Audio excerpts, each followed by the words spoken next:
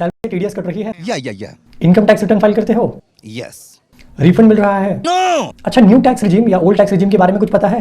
No जब आप internet पर वीडियोस देखते हो कि कितने इनकम रेंज पर कितना % टैक्स रेट लगेगा, तो सबसे पहले आपके मन में आपकी एनुअल सैलरी आ जाती है।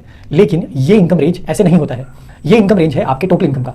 टैक्सेशन की भाषा में टोटल इनकम यानी टैक्सेबल इनकम, और टैक्सेबल इनकम आता है आपके ग्रॉस इनकम में से सारे एलिजिबल डिडक्शंस निकालने के बाद। ओल्ड टैक्स रिजीम में आपको लगभग 70 एग्जेम्पशंस और डिडक्शंस मिल जाते हैं, लेकिन ओल्ड टैक्स रिजीम में टैक्स के रेट्स न्यू रिजीम से ज्यादा हैं। वहीं न्यू टैक्स रिजीम में टैक्स रेट्स कम है लेकिन डिडक्शंस नहीं मिलते हैं। तो कौन सा ऑप्शन बेटर है? देखिए, अगर आपकी टोटल इनकम 7.5 लाख से कम है तो आप न्यू टैक्स रिजीम में जा सकते हैं। फॉर एग्जांपल, आपकी ग्रॉस इनकम 7,50,000 है तो इसमें आपको स्टैंडर्ड डिडक्शन मिलेगा 50,000 का, तो बैलेंस इनकम बचेगा 7 लाख। न्यू रिजीम में 7 लाख तक का टैक्स रिबेट मिलता है, यानी 7 लाख तक इनकम होने पर आपको कोई टैक्स नहीं लगेगा। अब जिनकी इनकम 7.5 लाख से ज्यादा है वो ओल्ड और न्यू दोनों ही सिस्टम में कैलकुलेट करने के बाद डिसीजन लें, क्योंकि ओल्ड टैक्स रिजीम में डिडक्शंस मिलते हैं। हायर इनकम होने पर डिडक्शंस को यूज करके आप लोअर स्लैब रेट में आ सकते हैं। यूट्यूब पर देख रहे हैं तो सब्सक्राइब करें।